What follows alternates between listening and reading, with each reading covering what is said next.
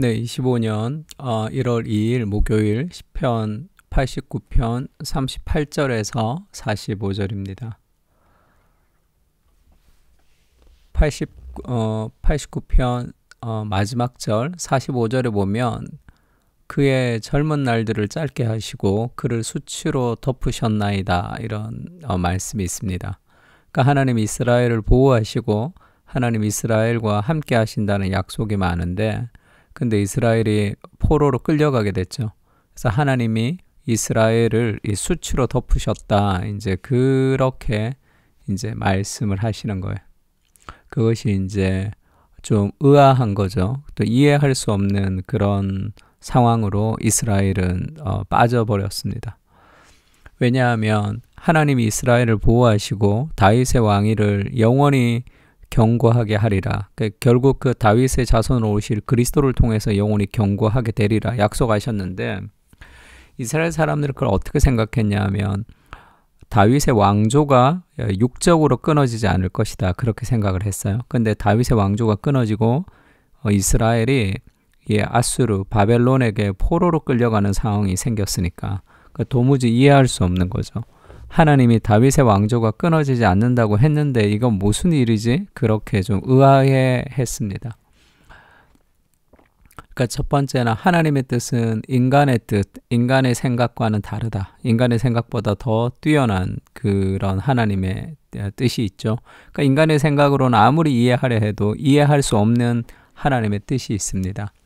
38절에 그러나 주께서 주의 기름 부음 받은 자에게 노하사 물리쳐서 버리셨으며, 다윗의 왕조가 어떻게 끊어지게 되지? 그들이 죄 때문에, 자신들의 잘못 때문에 지금 바벨론 포로로 끌려가는 상황에서 그것이 하나님이 자신들과 약속을 지키지 못했다, 그렇게 좀 분노하기도 합니다. 주의 종의 언약을 미워하사 그의 관을 땅에 던져 욕되게 하셨으며 그의 모든 울타리를 파괴하시며 그 요새를 무너뜨리셨으므로 길로 지나가는 자들에게 다 탈취를 당하며 그의 이웃에게 욕을 당하나이다. 하나님이 이스라엘을 보호하지 않고 이스라엘을 버리셨다는 것. 하나님의 언약을 하나님이 지키지 않으셨다, 그렇게 좀 당황해 하면서 하나님을 향한 그런 오해와 원망들이 많았습니다. 잠언 19장 3절에는 그런 말씀이 있죠. 사람이 미련함으로 자기 길을 굽게 하고 마음으로 여호와를 원망하느니라. 이것이 그 시대나 오늘날에나 동일한 마음입니다. 우리도 그렇죠. 뭔가 일이 잘 풀리지 않으면 하나님이 나한테 그러시면 안 될 것 같은 그런 생각 들 때가 있습니다. 분노 일어날 때가 있죠. 하나님의 은혜로 우리가 일을 하는 거지만 내가 이렇게 열심히 일했는데 하나님이 나에게 뭔가를 더 해 주시지 않을까라는 그런 율법주의적인 생각이 우리 안에 있기 때문에 우리가 열심히 일했는데 뭔가 이루어지지 않을 때 하나님의 어떤 더 큰 계획이 있다고 생각하기보다 무언가 하나님이 나에게 약속을 지키지 못했다고 생각이 드는 것이 인간의 본성 같은 겁니다. 사람이 미련함으로 자기의 길을 굽게 하지만 마음으로는 여호와를 원망하는 그런 마음들이 우리 안에도 있습니다.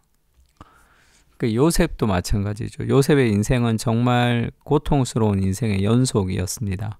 그래서 요셉의 인생이 그 가지가 담을 넘었도다, 이렇게 이야기할 정도로 이 담이 많은 거죠. 데비 시멘스라는 이 상한 감정의 치유라는 예전에 이 가족 치유 그리고 상한 감정의 치유라는 그런 기독교 상담의 어떤 장을 만드신 그 분이 쓴 책 중에 탓이라는 그 책이 있어요. 누구를 탓한다는 거죠. 그러니까 누구를 탓한다고 할 때 거기서 이제 그 요셉은 샘 곁에 있는 무성한 가지라 그 가지가 담을 넘었도다라는 그 구절을 가지고 그 인생의 상처를 그 담이라고 표현합니다. 그 수많은 담을 하나님의 은혜로 이렇게 넘었다. 그러니까 그걸 넘지 못하는 사람은 결국 탓하는 거죠.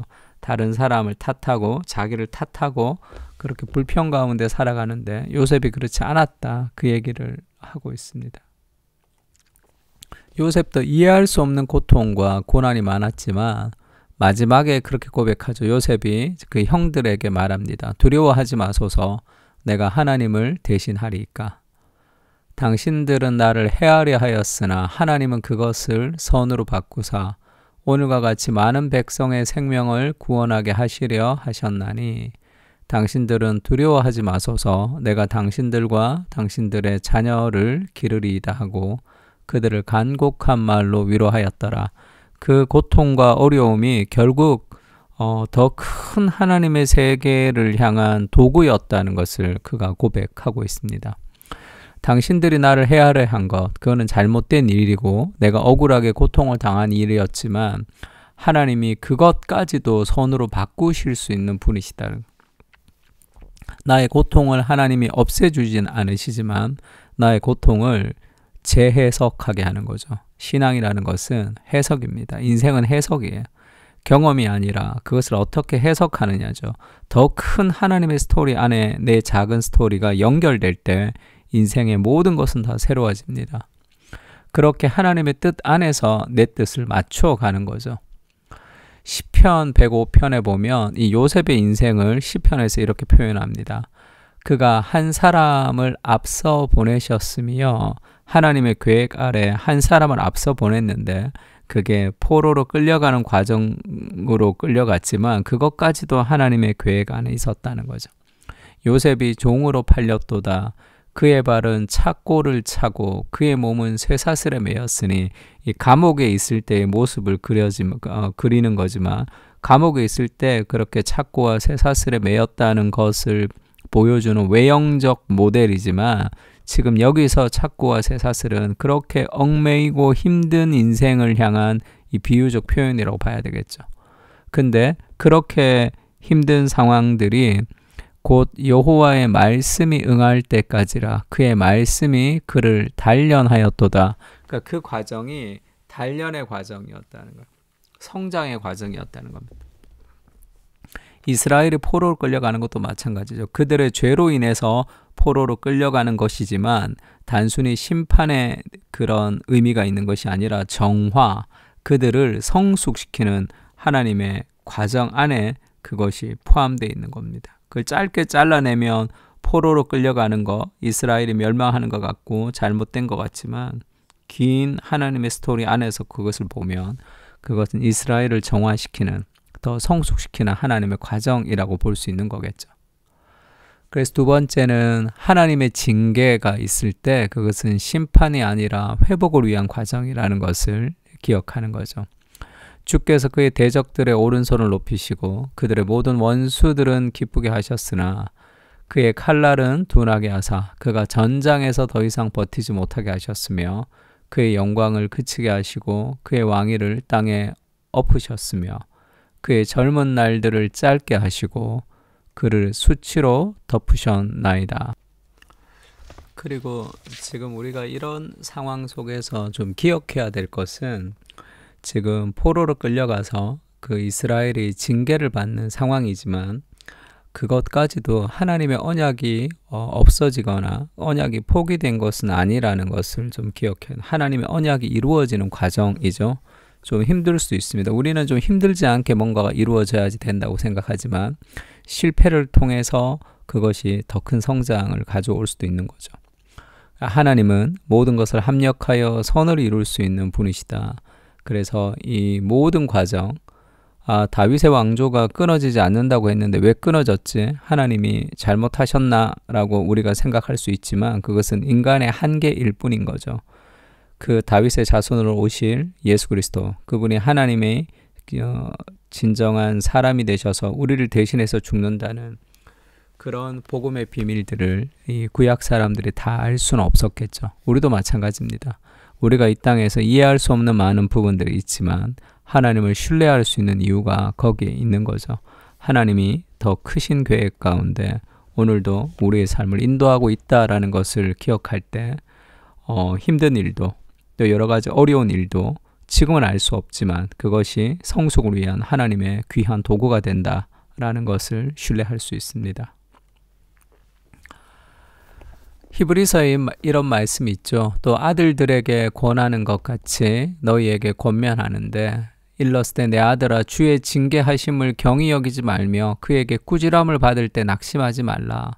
주께서 그 사랑하시는 자를 징계하시고 그가 받으시는 아들마다 채찍질 하심이라 하였으니, 좀 혼날 수 있는 것도 은혜죠. 그것이 애정과 사랑이 있고 나를 포기하지 않는다는 뜻입니다.